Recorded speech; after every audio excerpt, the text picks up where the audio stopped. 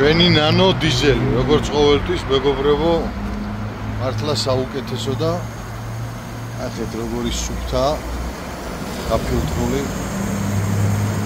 დიზელი გვაქვს.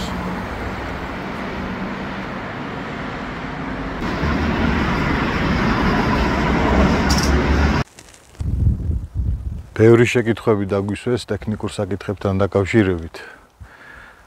და გადავწყვიტეთ ერთი დეტალური განხილვა გაგვეკეთებინა ამ უნიმოგის და ფაქტობრივად იმ შეკითხვებზე გვეპასუხა. ვიზუალურად ხედავთ აგერ რაც არის. საბურავები დავაყენეთ 47 ინჩი. ეს საბურავები არის ურალის საბურავები. დისკები არის ბედლოქიანი, ჰაჩსონის დისკები, უკამერო დისკებია.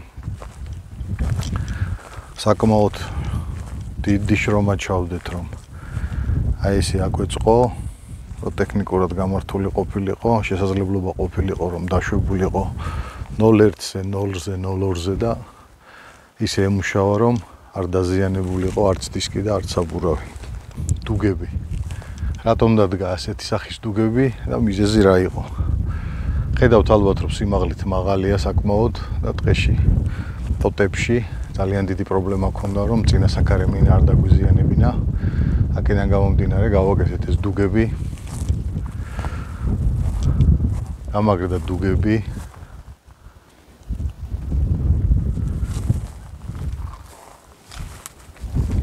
ეს დუგები არ არის დამაგრებული რამაზე, ძარაზეა დამაგრებული ეს დუგები და შესაბამისად არც ისეთი ძლიერია, რომ რამე ძალიან დიდი დარტყმა აიტანოს. მაგრამ ჩვენ შემთხვევაში სადაც ჩვენ მოძრაობთ, საკმაოდ პრაქტიკულია და კარგია. გაკეთდა უკანა დუგი. საკმაოდ საინტერესოდ. ატყობთ ალბათ ეს საბურავიც გამოცვალეთ. დავაყენეთ 47 ინჩიანი სათადარიგო საბურავი, სულ ახალი. პატარა საბურავი ეყენა, შეამჩნევდით ამას. ეს რაღაც кейსები გვაქვს შიგნით.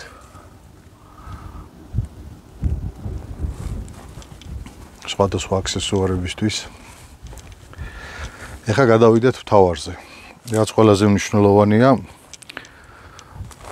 პირველი შეკითხვა იყო ისეთი, რომ ამ ჯალამბარს რა ამუშავებს, ანუ როგორც GAZ-66 ისე აქვს თუ ცალკე რაღაც ინდივიდუალური მიდგომა აქვს. აი ვეცდები რომ აი ესე ქვემოდან შევიდე და აგიხსნათ. ხედავთ ალბათ ძრავს, ძრავიდან მოდის ძალის შემკრები, ასე ქვია, აი ამ მექანიზმს, რომელიც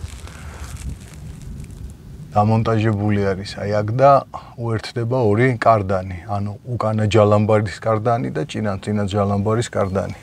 ანუ ამ კარდნების სხვა დანიშნულებაც აქვს, რა თქმა უნდა, სასოფლო დანიშნულებითაც გამოიყენება, მაგრამ ჩვენ შემთხვევაში ჩვენ ჯალამბარს ვამუშავებთ წინა უკანას. აი ამ ხელა მექანიზმია, წარმოიდგინეთ, აი ეს მთლიანად, რომელიც ძრავის მერე ამ ძალის შემკრებია და ძალის შემკრებიდან გადადის მერე კოლოფს. აი ხედავთ, კარდანი და უკვე გადმოდის კოლოფს. ეხლა ვნახოთ კოლოფი სად არის. აი ეს არის კოლოფი. საკმაოდ დიდი კოლოფი აქვს. 8 სიჩქარიანი კოლოფი აქვს. ანუ 4 დაბალი და 4 მაღალი. მაგას მოგვიანებით ავხსნი კიდევ. პორტალებს რაც შეეხება სხვადასხვა წლოვანებას აქვს, სხვადასხვა ხიდის პორტალები. ძალიან განსხვავდება ეს ხიდის პორტალები ერთმანეთისგან. მაგალითად, უნიმოგი 404 მოდელს აქვს უფრო სხვანაირი პორტალი, ამასთან შედარებით ბევრად სუსტია, ეს არის დაახლოებით 30%-ით უფრო ძლიერი და უკვე ამაზე ძლიერი პორტალებიც არის, რა თქმა უნდა, უფრო სხვა მოდელებზე. ანუ უნიმოგის რაც უფრო დიდია, მით უფრო დიდი პორტალი აქვს. კლირენსი ფაქტობრივად იგივე აქვს, რაც ყველა პორტალს, დიდი სხვაობა არ არის. დაახლოებით შეიძლება იყოს 9 სანტიმეტრში სხვაობა. ნუ მე როგორც გავზომე და ვნახე, თვითონ პორტალის კუთხეს გულისხმობ, საბურავებთან ერთად, რა თქმა უნდა, არა.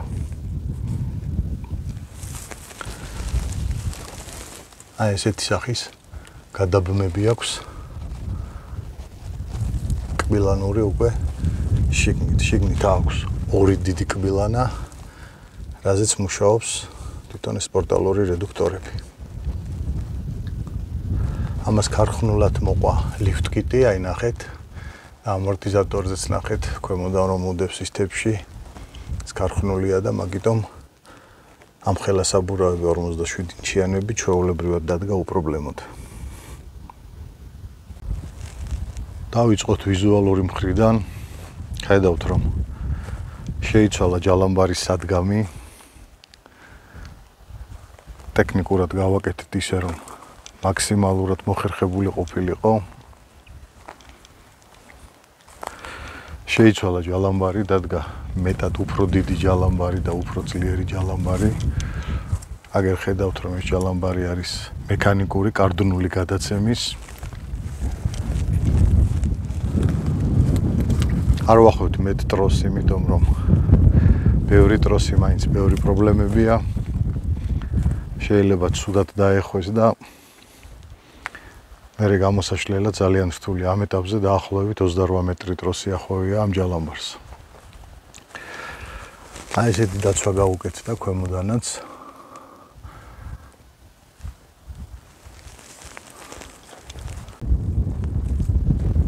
დავიწყოთ ახლა უკანა მხარის განხილვა. რა რეკონსტრუქცია გავუკეთდა უკან. ნახეთ ეს სანათები ჩაისვა ბადეში, იყო დაშვებული, რომელიც მიმაგრებული იყო. აი აქ ამაზე. აიწია მაღლა.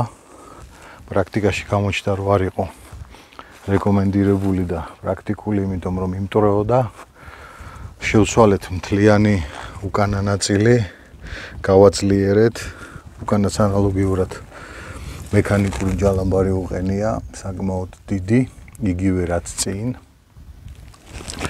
აუკეთეთ დაცვები. ჩამორტყმის შემთხვევაში რომ რაიმე პრობლემა არ ქონოდა.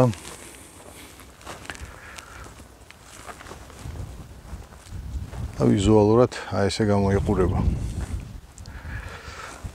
რეალურად უკანა ხიძეს და პორტალზეც ვერაფერს ვერ ვიტყვით, ვერაფერს დავამატებთ, იმიტომ რომ იგივეა. სხვაობა არანაირი არ არის. უკანა ხიდში ჩადის დაახლოებით 3 ლიტრამდე 2.700 ზეთი, პორტალებში ჩადის 200 გრამი, 250 გრამი ჩადის ზუსტად თითო პორტალში ზეთი. თუ იმას გაინტერესებთ ინფორმაციისთვის, ეს ასეა.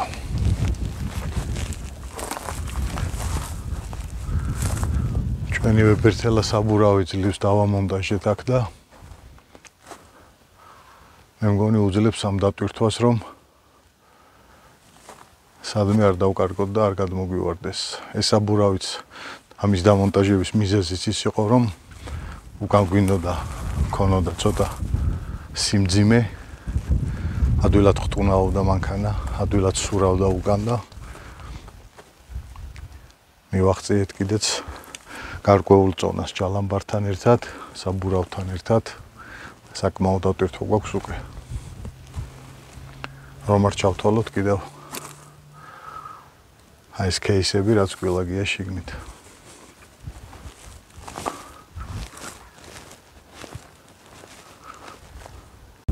გადავიდეთ ახლა ყველაზე საინტერესო ნაწილზე, სალონში. თუ რომელი ბერკეტი რას აკეთებს, რამდენი ბერკეტია და რა დანიშნულება აქვს ამ აღნიშნულ ბერკეტებს. პირველ რიგში აი ესეთი სკამი დავამონტაჟეთ, საკმაოდ საინტერესო სკამია. ორი ღვედით არის.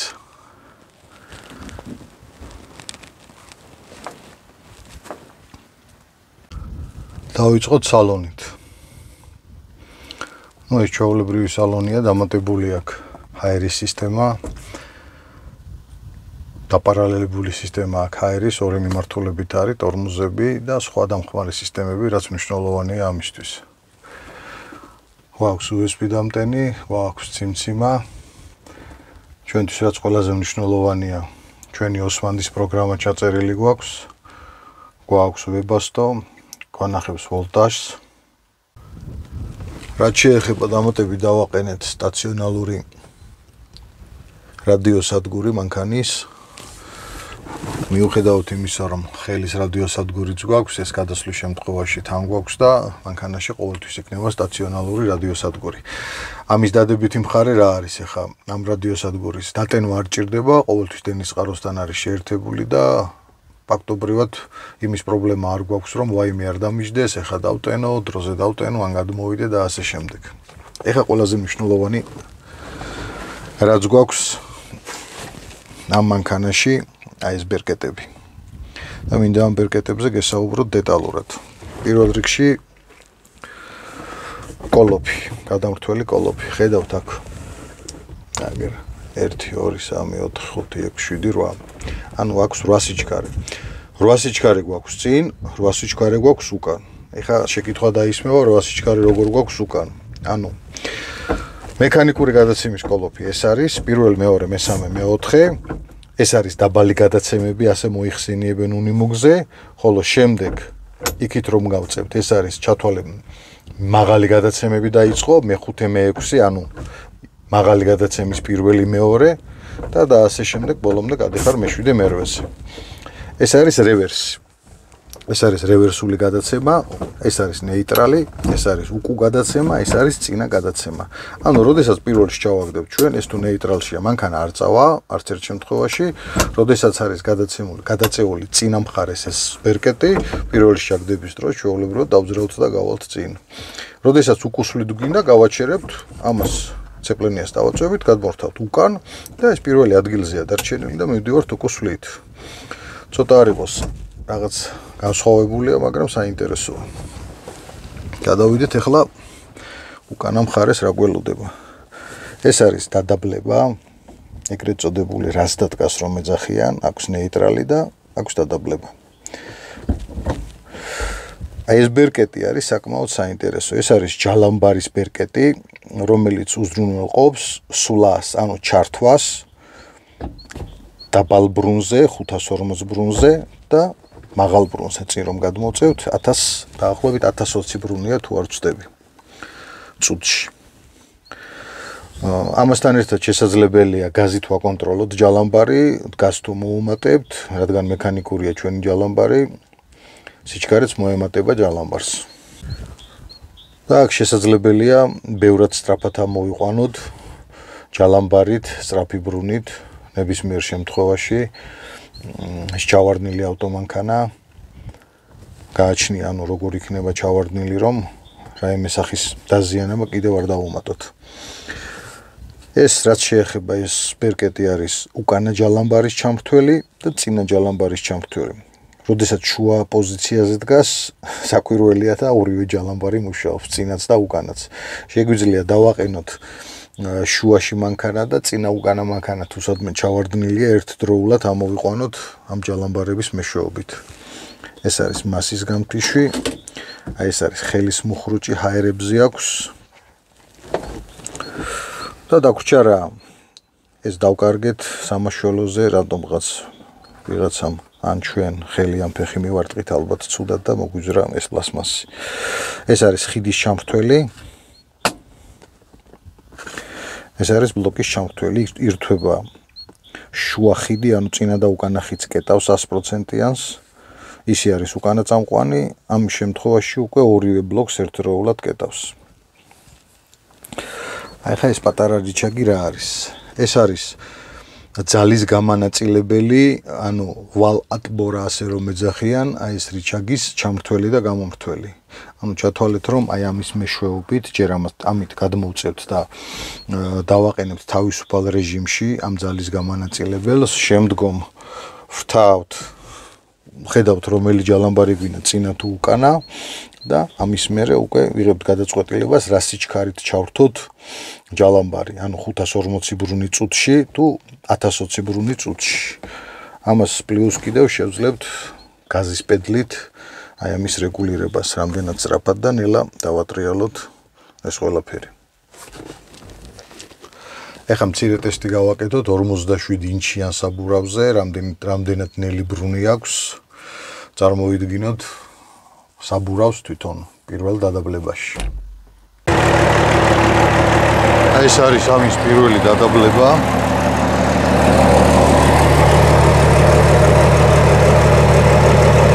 მინდა რომ წარმოიდგინოთ.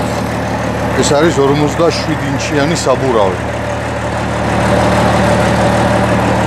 და კიდევ რამდენად ასტრაფებული აქვს ბრუნი ამ საბურავს. თავის ქარხუნის საბურავისგან განსხვავებით, რადგან ქარხუნის საბურავი მეტად ნელატრიალებს უფრო.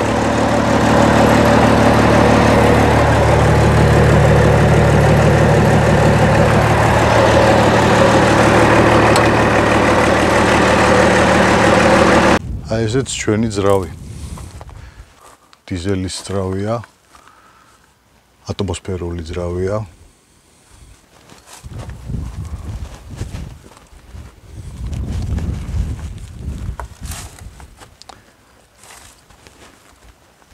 ავიც ფიქრობ რომ სამომავლოდ გავატურბინო, საკმაოდ ადვილად შეიძლება ამაზე ტურბინის დაყენება. ცოტა მეტი სიფიცხე ექნება. თუმცა მანქანის დანიშნულება ის არ არის, რომ ადგილზე წვავდეს საბურავებს, მაგრამ მაინც ცოტა სიფიცხე არ ექნებოდა ცუდი ამისთვის. ამატებით მინდა კიდევ გითხრათ, რომ ბევრი შეკითხვა შემოდის იმასთან დაკავშირებით, რომ დამწყები უგზოობის მოყვარულები ვართო. გაგვიზიარეთ, როგორ შეიძლება დადაბლების გამოყენება, რა პირობებში შეიძლება, რომელი სიჩქარით შეიძლება უგზოობაზე სიარული ან დიდ აღმართზე ასვლა ან ჩამოსვლა. ამაზეც აუცილებლად გავაკეთებთ ერთ განხილვას ჩვენს YouTube გვერდზე, რაც ყველაზე მნიშვნელოვანია, გამოიწერეთ მეგობრებო ჩვენი YouTube გვერდი, გააზიარეთ, მოიწონეთ და ჩვენც მაქსიმალურად გავაკეთებთ ყველაფერს იმისთვის, რომ თქვენთვის საინტერესო იყოს ჩვენი გვერდი. დიდი მადლობა და წარმატებები.